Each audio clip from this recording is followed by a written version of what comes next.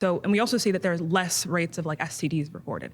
We see more, and that's also due to comprehensive sex education that's pushed in those countries. So we see that and that's like a direct result of the sexual revolution, right? So when we're seeing that direct reports of happiness, right, we don't have these same rates in America.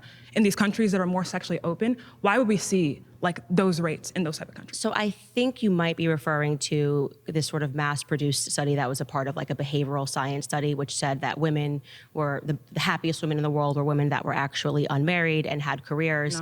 No. Okay. Well, there was reported happiness. Okay, sure. I'm talking about the same thing. It was reported happiness, but it could be there's tons of studies. The point being is that in 2023, there was this massive scandal where they recognized that a lot of these studies that were being produced, behavioral science, was proven to be a complete fraud. And they were unable to reproduce these studies, and they also found that the data had been faked.